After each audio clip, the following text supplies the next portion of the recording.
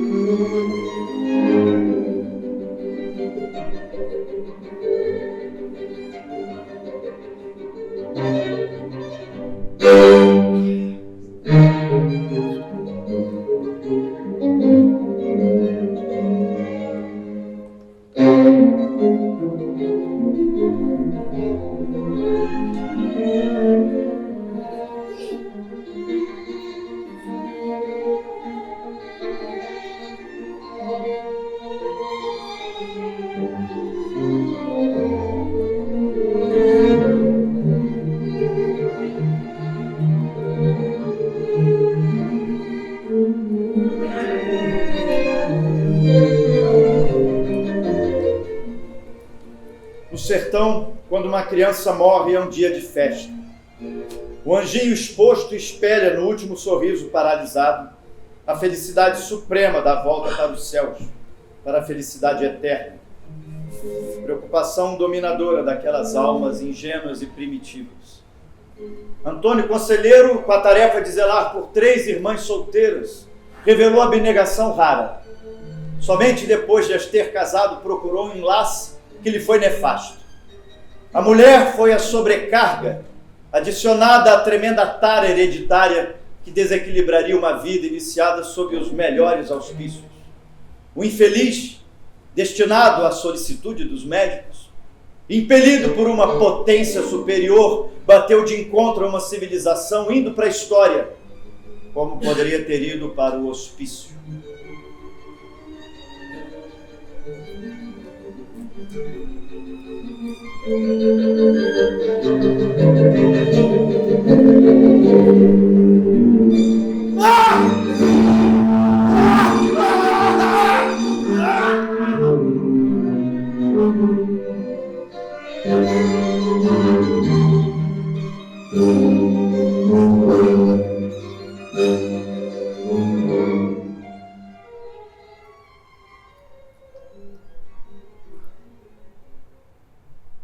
Está acontecendo?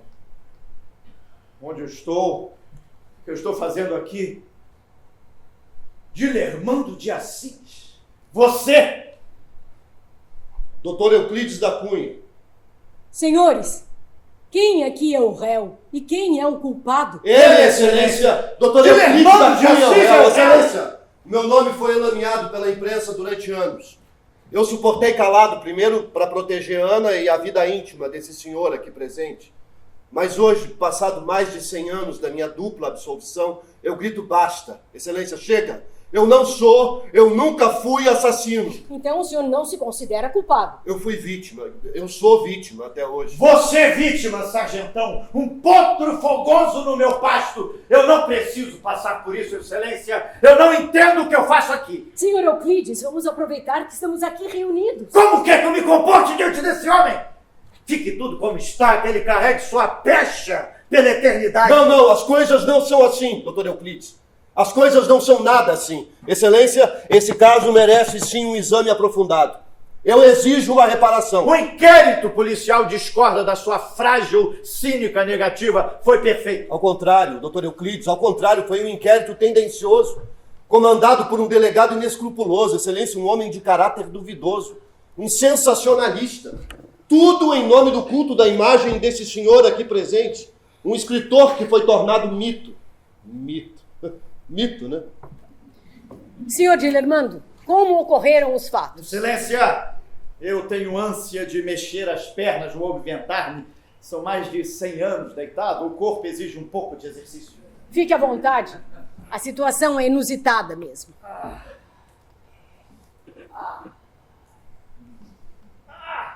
Mãe.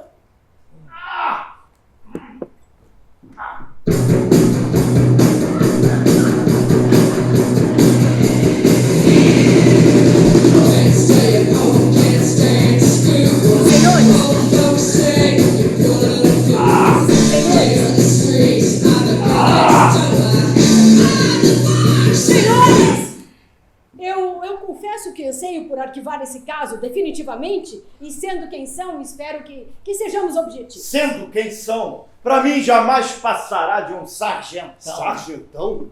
Dificilmente seguiremos as normas convencionais do judiciário, dentro de alguns limites, é claro.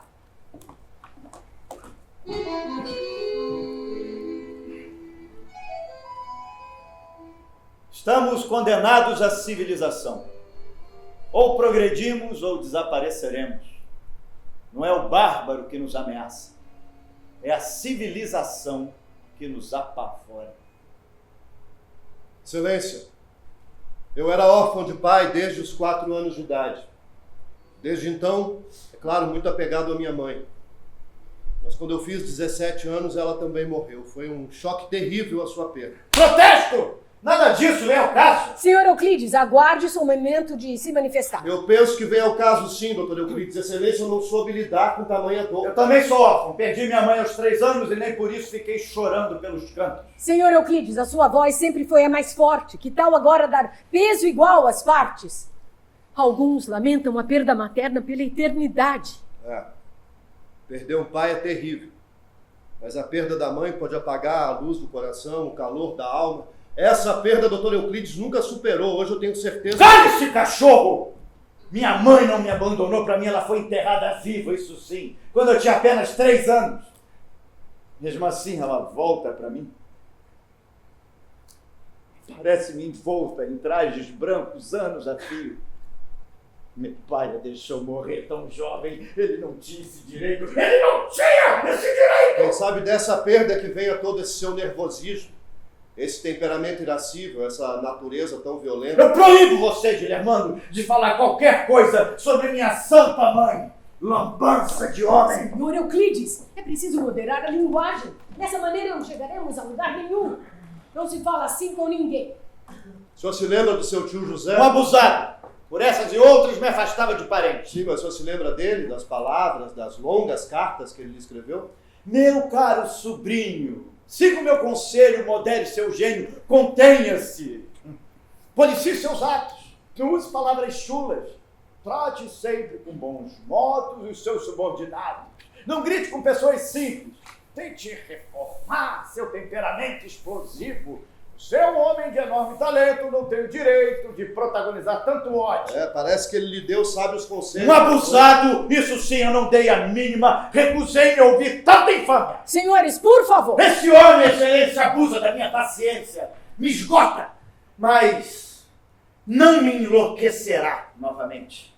Parece que o esgotamento é uma constante no seu estado de espírito. Na triste infância, depois na adolescência, e já adulto, ele mesmo escreveu em seu monumental Os Sertões, nos raros momentos de folga de carreira fatigante. Hoje se diria que ele viveu em estresse permanente e se recomendasse um tratamento terapêutico, bem como para o senhor Guilhermando, para ser justo. Bem, eu, depois que minha mãe morreu, eu fui criado por tios. Eu estudei muito. O tempo passava sem alegrias enquanto eu crescia. Eu sempre dei o máximo de mim em meus estudos e fiz igual em meu trabalho e em meus livros. Eu sempre dei o máximo, sempre o máximo e mais daria!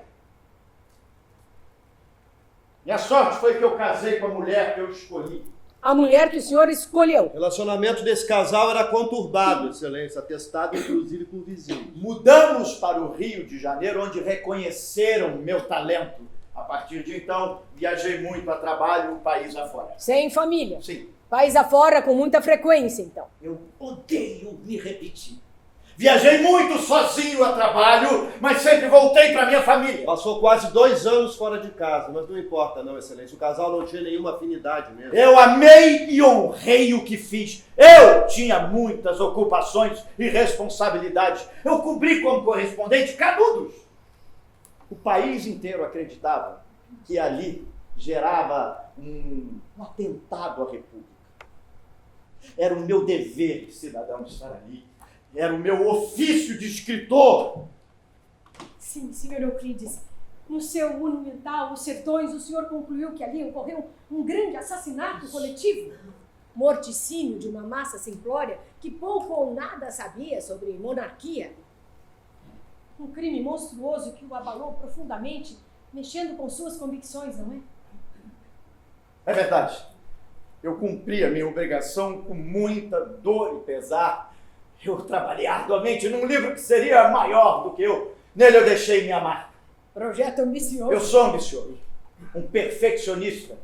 Como fiz em minha vida, em meu destino, que eu tracei e segui em linha reta. É louvável que uma pessoa haja de forma correta, limpa, embora na vida nem sempre. Eu deixei minha esposa em nosso lar, com filhos para criar. Tinha um marido para esperar e honrar. Mas que lar, que marido, excelência, eu não tinha marido nenhum ao lado dela quando eu cheguei no Rio de Janeiro para morar com as minhas tias em uma pensão onde Ana já morava. A convite de suas tias? Convite de minhas tias, sim, eu não sabia nada sobre Ana. É mentira! Não, o senhor estava viajando. O senhor estava sempre viajando, não é? Ana, com medo de ficar sozinha com as crianças em casa, excelência, se mudou para essa pensão junto com as minhas tias. Uma pensão que alugava quartos para famílias.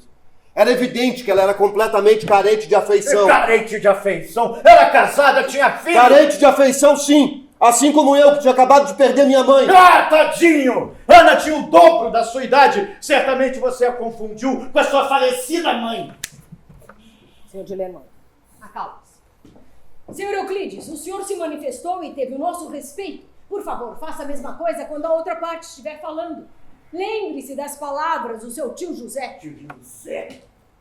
Excelência, eu peço desculpas pelas manifestações amargas do escritor aqui presente. Mas, por favor, vamos voltar ao que importa.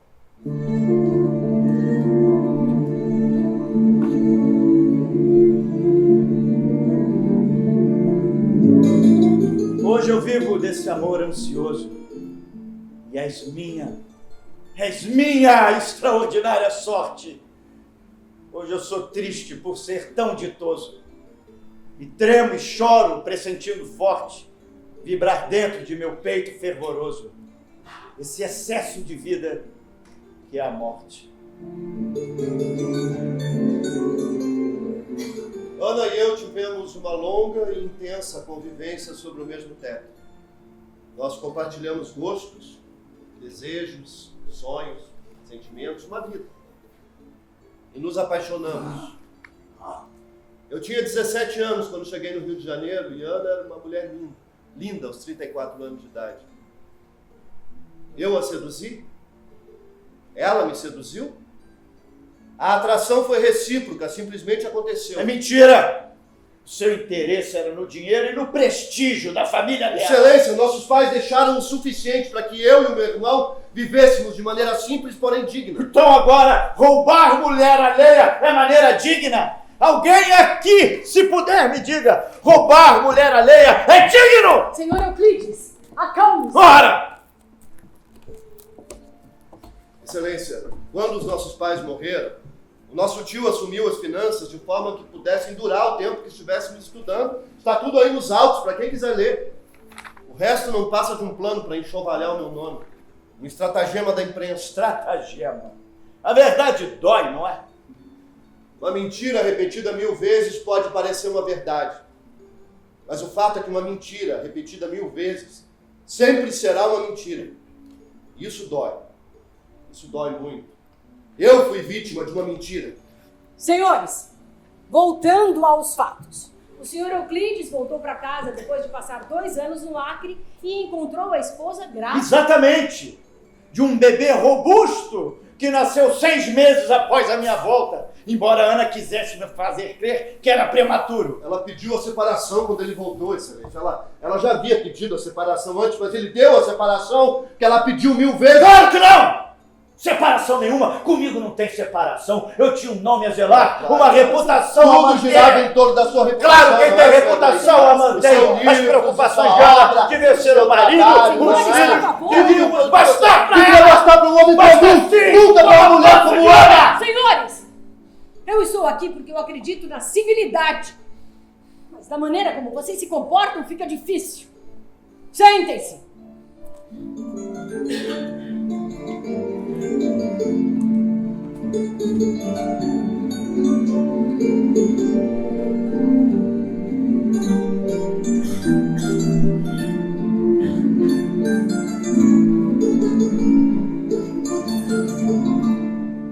Senhor Euclides, o senhor era um homem muito prestigiado, como todos sabem, foi membro da Academia Brasileira de Letras. Sim.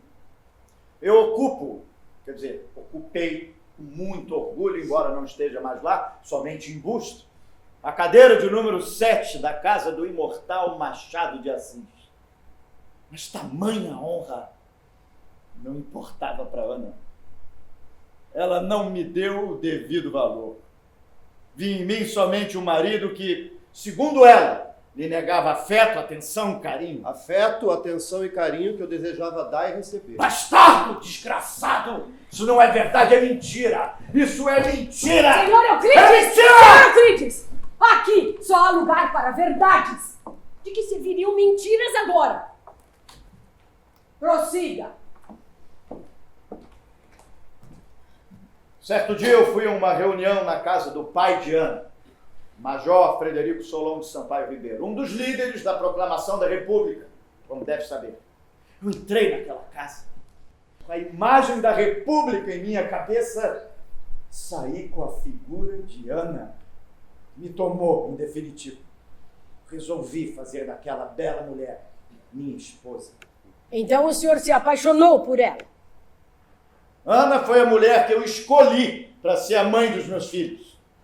Ela ainda me disse que se sentia indigna de mim, imagine. Eu aceitei, ainda assim, mas deveria ter vivido para mim, esquecendo essa ideia tola de separação por incompatibilidade de gênios.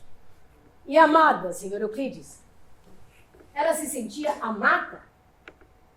Talvez o amor não fosse moda naquela época. Excelência, aliás, sobre isso eu gostaria de expor um artigo que saiu em um jornal da época, se fosse... Por favor.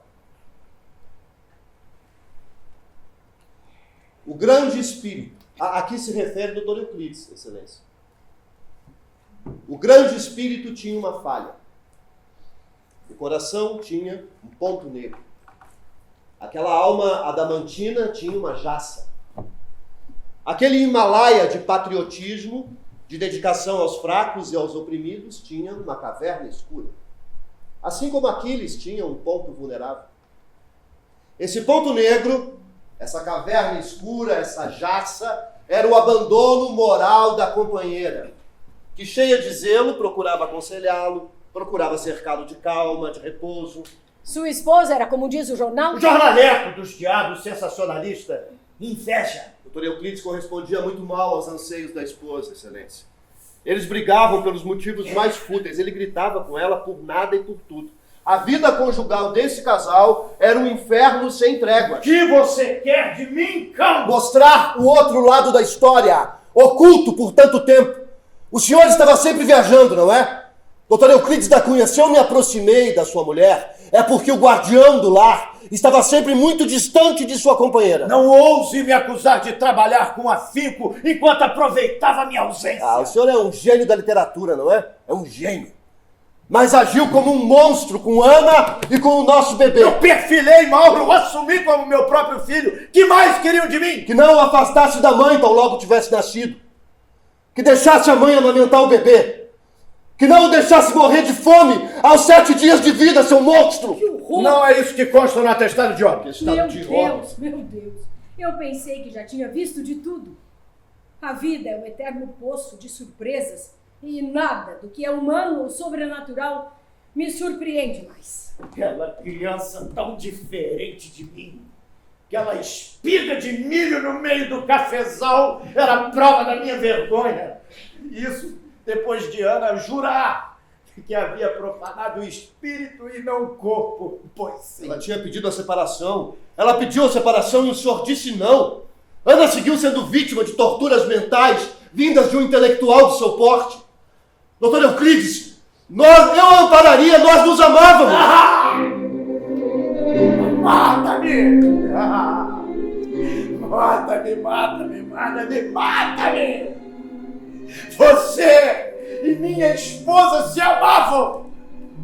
Ririam de mim para sempre de mim! Vossa Excelência sabe que Ana jurou se dedicar à família depois que eu assumi o filho de seu pecado? Nobre da sua parte, ajuizado da parte dela. Mas ela cumpriu a promessa Claro feita? que não, Excelência. Como cumpriria diante de todas as violências que sofria? É verdade que eu nem sempre fui gentil com Ana diante dos criados, dos filhos, dos amigos. Foi muito difícil para mim. Ela era humilhada.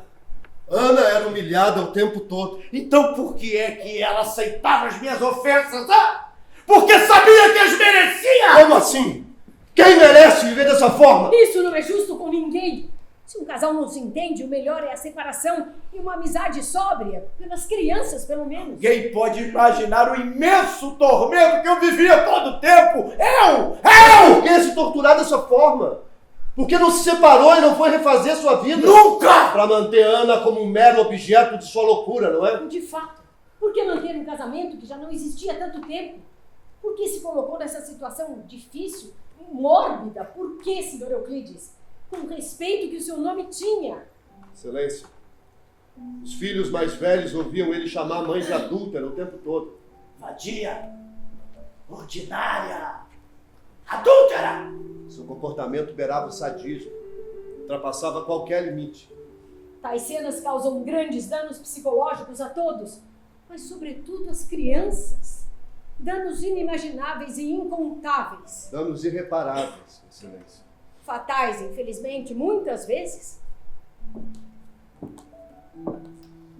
Quem conhece a fronteira entre o são e o insano, o certo e o errado, a realidade e a fantasia. Hei de dedicar-me inteiramente a esses revolucionários audazes e obscuros, a esses miseráveis sublimes que esqueceram a própria fome e arrojaram-se impávida da goela famulenta do despotismo, para que este não lhes devorasse a pátria. Certa vez, Dr. Euclides da Cunha, em uma de suas inúmeras viagens, conheceu um jaguncinho, um menino, franzino e doente.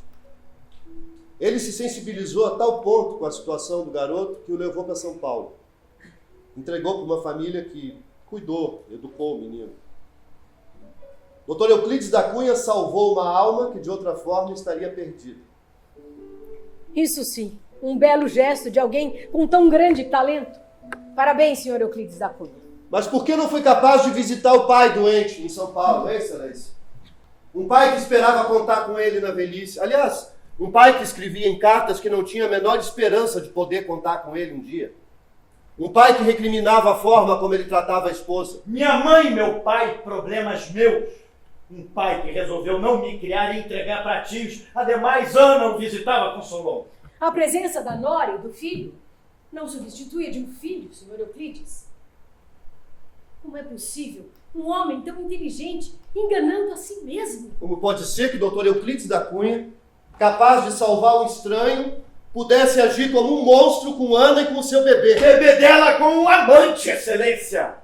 Bebê da minha Ana com esse cachorro. Cachorro! Mauro era um bebê! Era um anjinho à mercê do seu ódio, do seu destempero! Basta! Eu não tenho que ficar aqui e aturar tudo isso. Pra mim, chega! Senhor Euclides! Chega! Senhor Euclides! Chega! Senhor Euclides!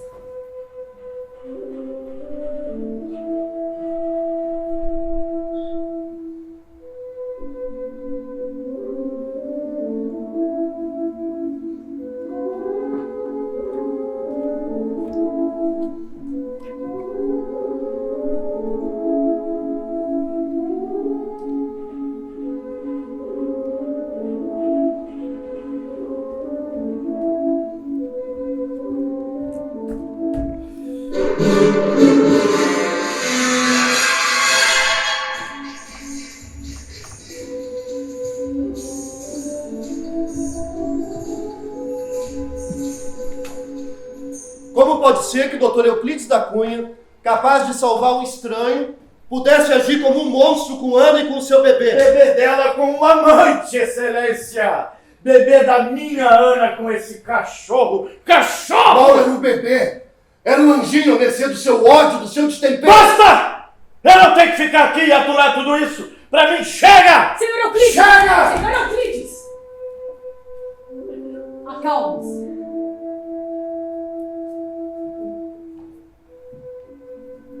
Nostalgia e revolta. Como andam propícios os tempos para todas as mediocridades. Estamos no período hilariante dos grandes homens pulhas. Nunca se berrou tão convictamente tanta asneira sob o sol. É asfixiante.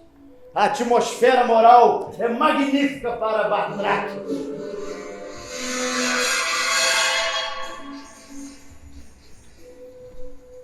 Eu deixei Ana e voltei para Porto Alegre. Devia ter voltado pro inferno. A vida dela seguiu ao lado de seu algoz. Nosso reencontro foi inevitável diante de todas as violências às quais ela era submetida. Diante também do retorno das constantes viagens do marido. Nós reatamos o romance. E ela engravidou mais uma vez. De novo! O garanhão no meu pasto. Mais uma espiga de milho no meu cafezal. Nosso pequeno Luiz nasceu. Nosso Lulu. Lulu!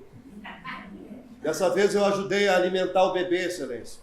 Penhorei algumas joias que eu tinha herdado da minha mãe. Lulu de vocês, sim, mas mais uma vez registrado por mim. Porque insistia em manter a Ana presa. Minha Ana! Minha! Minha, senhor Euclides!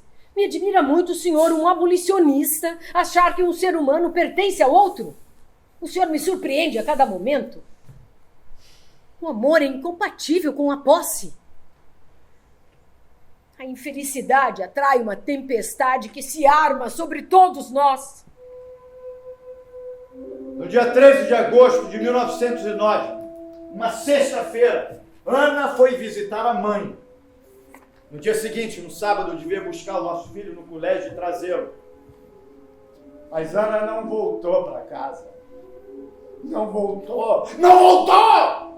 Tampouco estava na casa de sua mãe. Eu logo adivinhei onde ela se enfurnara. Pensei em ir buscá-la. E como Ana era dócil, dar o problema como resolvido. Reconciliados, mais uma vez. Meu desespero contrariou meu raciocínio. Lançou labaredas que apagaram o que minha razão recomendava. Meu cérebro patinava à beira de um colapso. Eu passei aquela maldita noite ferozmente desperto. Deitado, sem tirar os sapatos, os olhos abertos, enfrentando o teto. E o teto não me sinalizava nenhuma resposta! O abominável preencheu minha imaginação. Senhores, a minha esposa Ana saiu de nossa casa para, segundo ela, ir para a casa de sua mãe. Mas ao invés disso, aboletou-se na alcova de seu amante, levando meu filho menor, que sabia dos seus encontros amorosos, além do outro, filho de seu pecado com esse sargentão que eu registrei como meu. Percebe como era ultrajante? Insuportavelmente ultrajante! Perdi a cabeça! Qualquer um perderia, com toda razão! A mulher foi a sobrecarga. Ele mesmo escreveu como uma profecia. Quanto tempo alguém aqui aguentaria tamanha humilhação? Tem algo a dizer, senhor Dilermando? Apenas reitero o que já disse, Excelência. No dia seguinte, bem cedo, eu que não tinha uma arma em casa, busquei um revólver. Um revólver? Sim, um revólver. Busquei a arma na casa de um parente, surpreso, aliás, com minha visita rara. Disse-lhe que havia um cão danado no qual deveria livrar-me. O cão danado era eu. Eu tenho direito a lavar minha honra. Então eu refleti. Se eu mato Ana, eu sujo-me com o seu sangue adúltero. Se lhe mato o amante, aquela indigna, ordinária vadia adúltera, passará o resto da vida penando ao meu lado, pagando pelo seu crime imundo. O senhor, um gênio literário, um autor laureado, a glória das nossas letras, pensou em tirar a vida de um ser humano. Estava transtornado pelo ódio, pela infâmia, pelas maldades que me chegavam aos ouvidos. Não era mais segredo para ninguém a vida vergonhosa de Ana, pública, notória. Expulsá-la de casa não seria o suficiente? Não! Eu saí da minha casa rumo ao bairro da Piedade para matar ou morrer. Matar ou morrer! Matar ou morrer! A tragédia da Piedade. O senhor agiu como um coronel justiceiro, como o senhor sempre criticou em seus escritos. Para o adultério feminino, a única solução é um crime. Um homem tem direito a lavar sua honra. Excelência, doutor Euclides, Ana não se importava com a opinião alheia. Ela aceitaria qualquer condição numa separação. Depois o senhor poderia lavar sua honra, buscar sua honra onde quisesse. Nunca! Eu era o melhor para Ana. Ninguém lhe daria maior glória. Glória não importava para ela só se importava com amor. Amor não tem a ver com glórias ou com honrarias, não, senhor. Não para uma mulher como ela. Quer que eu a traga aqui? Que pergunte o que faria se imaginasse o que viria depois. Eu vou buscá-la. Eu a trago aqui de qualquer jeito. Deixem a senhora Ana descansar em paz. Esse problema tem que ser resolvido entre vocês dois. Eu devo ficar e ouvir as sandices desse covarde. O senhor acredita mesmo que os homens amam tudo que não odeiam? Ou que matam tudo aquilo que não amam? Não me venha com poesia. Shakespeare, numa hora dessas. Senhores, por favor! Prossiga. Excelência, se eu pudesse prever todas as desgraças que me causariam essa paixão, eu certamente dela procuraria fugir. Mas o fato é que na vida nem sempre nos é permitido escolher. Muitas vezes nós somos escravos das circunstâncias, são caprichos do destino. Caprichos do destino, pois sim. Esse homem era meu inimigo, e para os meus desafetos, se pretende saber, tinha e tenho apenas desprezo. Eu nunca fui seu inimigo, doutor Euclides. O senhor, sim, se comportou como um inimigo e rompeu com toda a família de sua esposa. Um espírito altamente sofredor.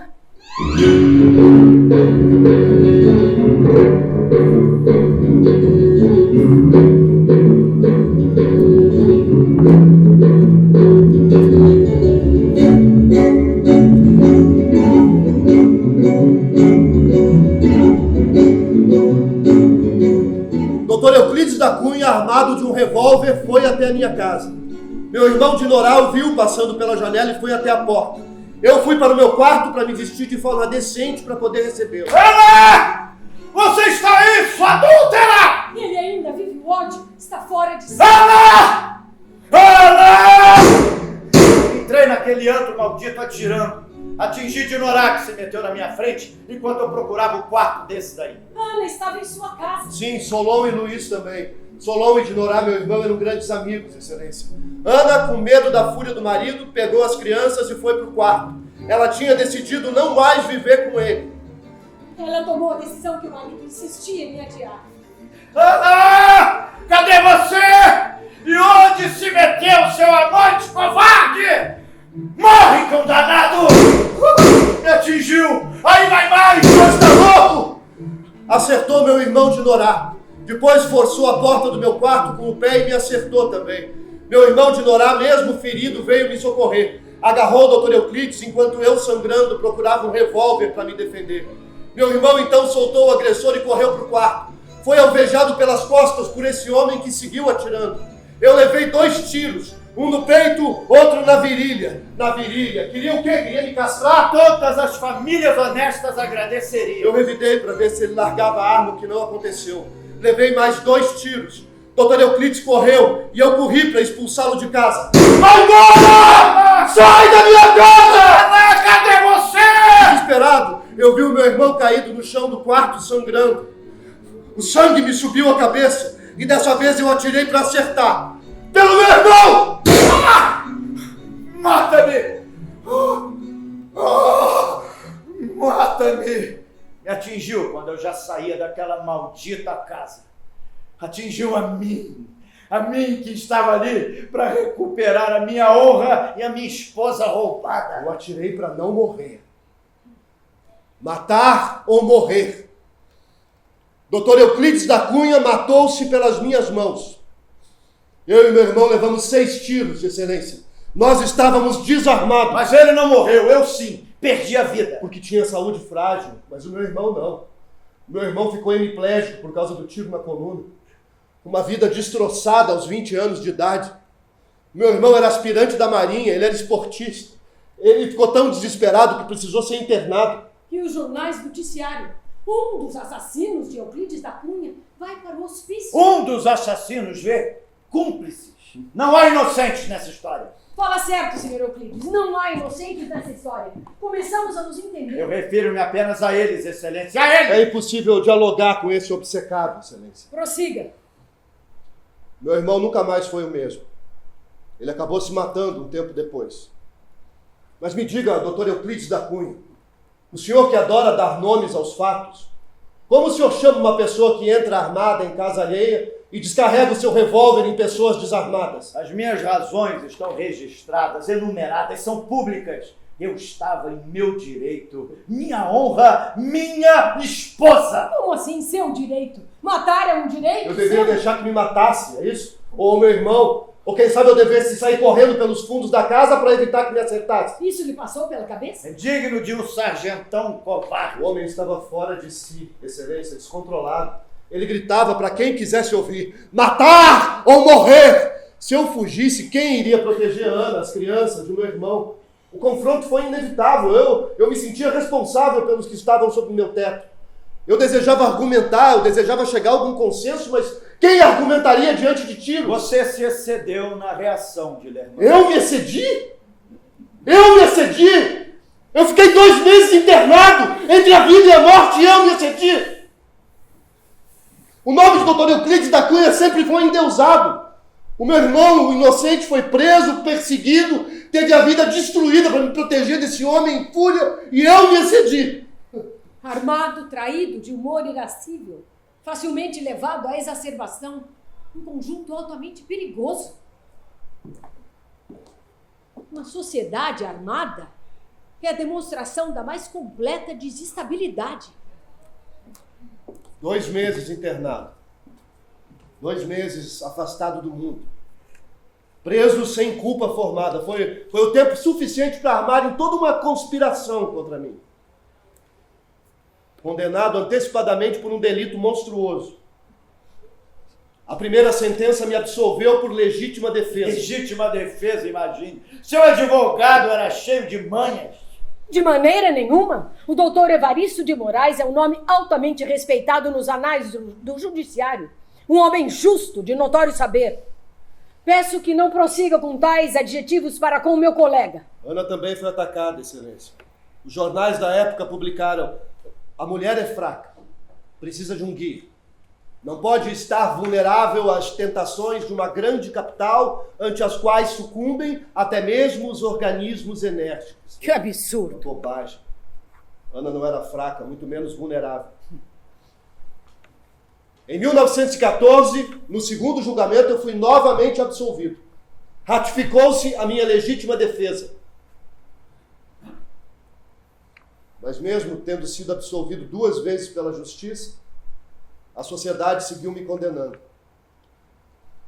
Meu revólver foi exposto para visitação pública, reacendendo ainda mais o clamor popular contra a minha pessoa. Isso é tudo? Não! É pouco para Dilermando de Assis. Ele, atirador eficaz, se casou com a minha viúva. 6 balas atingiram a mim e ao meu irmão. É impossível dizer que seu gesto é ineficaz. Eficaz seria o quê, Dr. Euclides? Deixar que me acertasse, é isso? Eu deveria me submeter à sua loucura e deixar que me acertasse eficaz e mortalmente? O instinto de sobrevivência fala mais alto ao ser humano. Isso é um saber público e notório. Instinto assassino.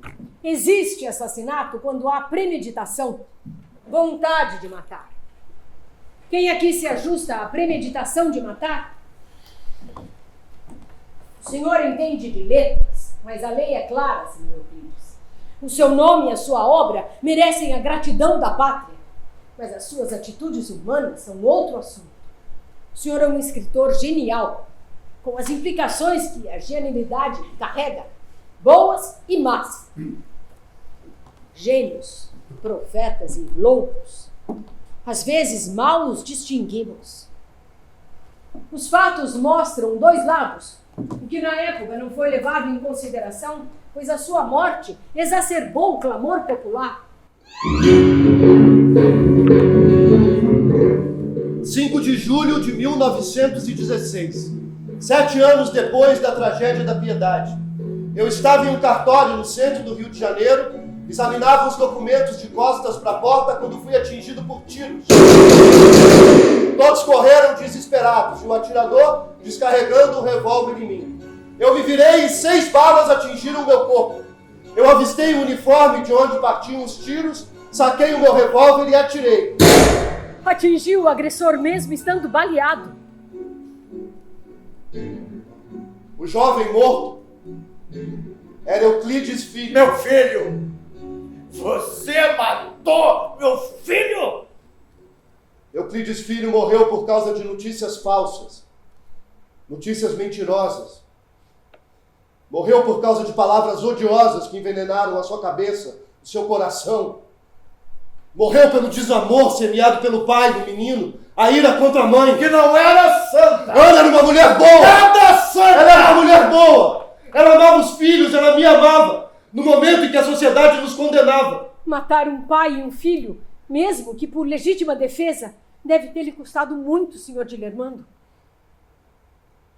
Excelência, eu jamais vou poder compreender as artimanhas dessa trama tão trágica. 2 mortes nas costas, Excelência. Atacado de surpresa nas duas situações. De acordo com a lei, se uma vida é ameaçada e não há quem possa defendê-la, essa pessoa tem o direito incontestável de se defender e repelir força com força. E até com força maior para preservar a sua vida. Foi o que eu fiz, Excelência. Foi exatamente o que eu fiz.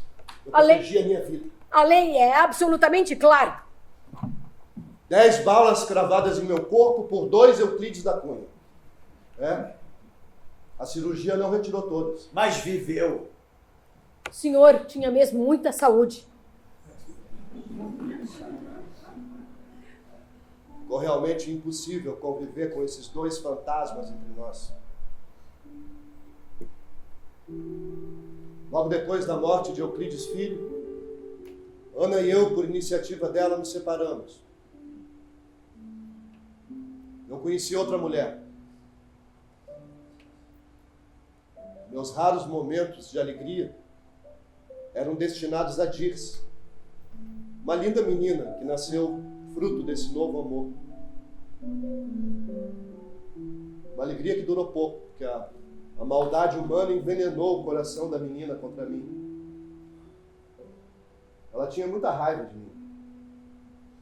Uma raiva que só passou quando ela cresceu e pôde compreender a minha triste história. Isso não me comove. Claro, nada que envolva a família comove o senhor, não é? Minha nova companheira se manteve à sombra durante muito tempo. Foi somente depois da morte de Ana que eu, já muito doente, me casei com Marieta. E a sociedade novamente o condenou.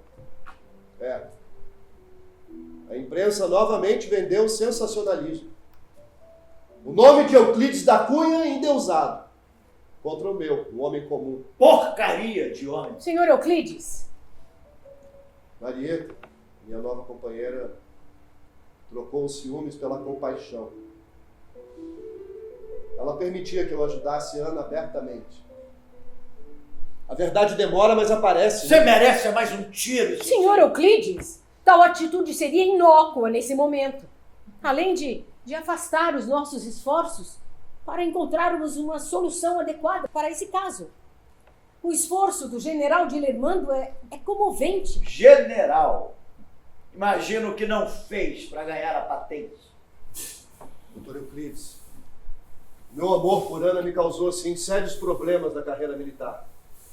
Mas eu soube me submeter à disciplina da farda. Foi somente 30 anos depois da tragédia da Piedade que o Exército me ofereceu o posto de general de brigada, com a condição de que eu deixasse a ativa, mas eu recusei. Eu fui para a reserva como coronel. Mas conseguiu o título de general. Consegui, sim, Excelência. Depois da Segunda Guerra Mundial, 3 leis me favoreceram. Eu consegui o posto por lei, por direito. Mas a minha saúde já não era boa.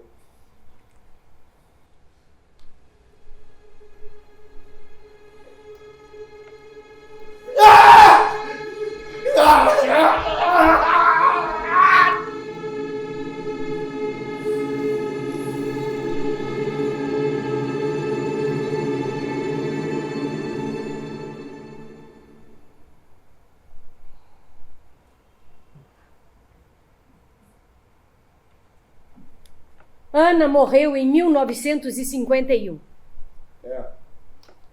mesmo ano em que eu me casei com Marieta. Mas eu estava tão fraco que eu não consegui nem assinar os documentos. Acabei morrendo alguns dias depois. No mesmo ano em que Ana morreu. Vida se entrelaçando o tempo todo.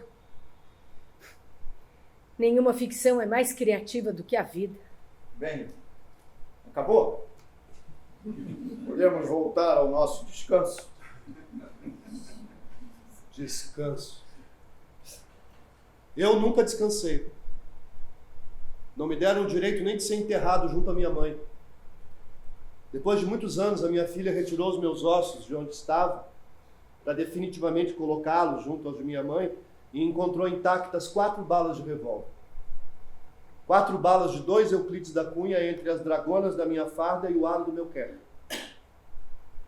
4 balas. E o senhor veio me falar em descanso? Nós dois estamos ligados para sempre. Ligados?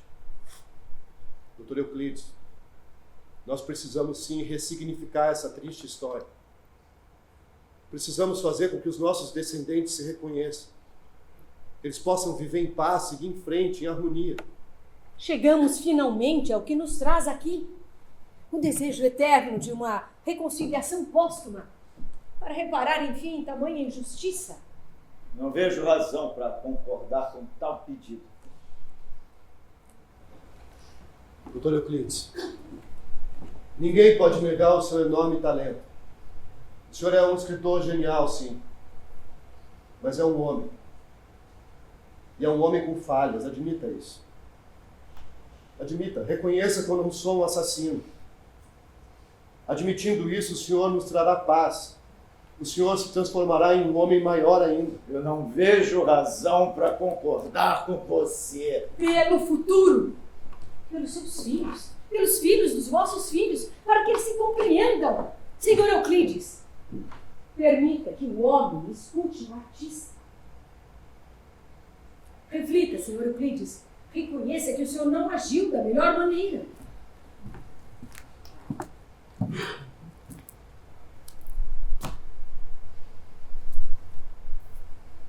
Não. Não? Não o quê? Não agiu? Não quer agir? Não o quê? Eu confio em seu talento, em sua criatividade, mas, sobretudo, em sua coragem de revisitar a história. Senhor Euclides, a possibilidade de uma reparação está em suas mãos. Então, Euclides. Bem, eu que sempre lutei pela minha honra, eu quero uma razão forte, um argumento que me convença. Pois eu lhe dou 3. Eu lhe dou 3 argumentos. Maurinho, de Norá e Euclides Filho. O primeiro o senhor deixa morrer de fome aos 7 dias de vida. Pare. O segundo é levado ao suicídio pelo tiro que o senhor dá na coluna. O terceiro, Chega. o seu filho predileto repete em seu nome o seu gesto covarde e acerta pelas costas, mas acaba morrendo pelo tiro que me obriga a dar em resposta. Basta! 3 vidas ceifadas por causa de seu ato violento.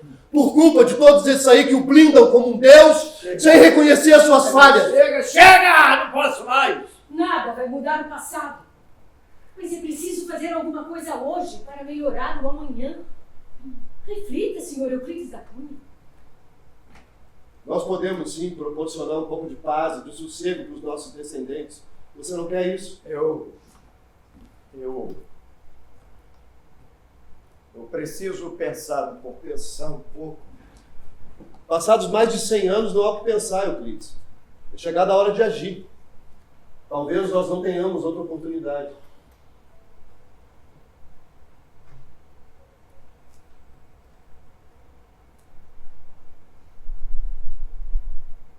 O canhoneiro durou 48 minutos, mas foi esmagador.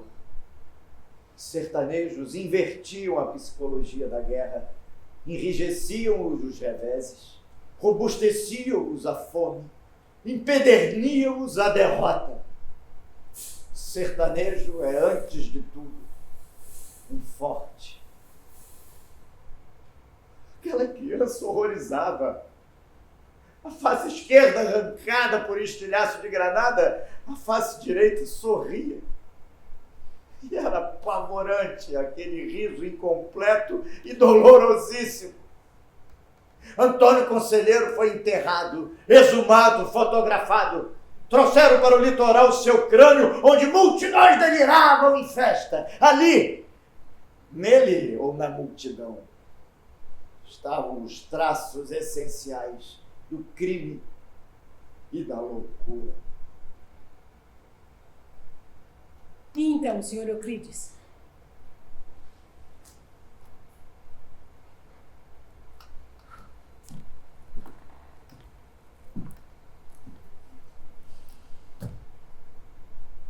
É bom que o mundo encontre a paz.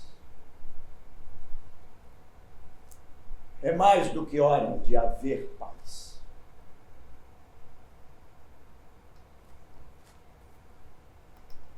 Eu aceito a paz.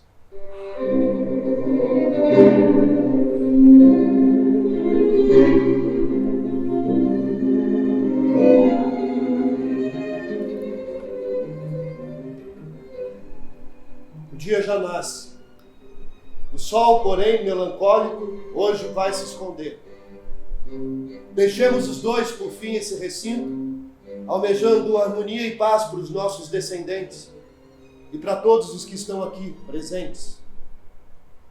Se a tragédia da Piedade foi uma das mais tristes e dolorosas de nossa história, que ela possa finalmente ser compreendida como uma trágica história onde não há vilões, onde todos são vítimas.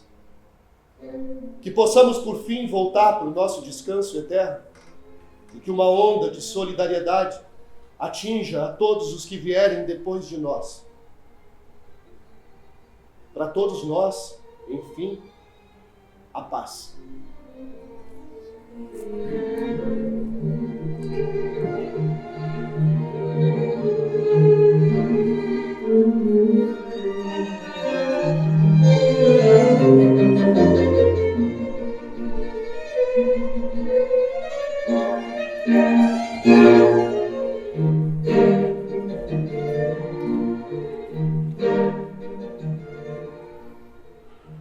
Podem voltar ao sono eterno, dormir, talvez sonhar, e o resto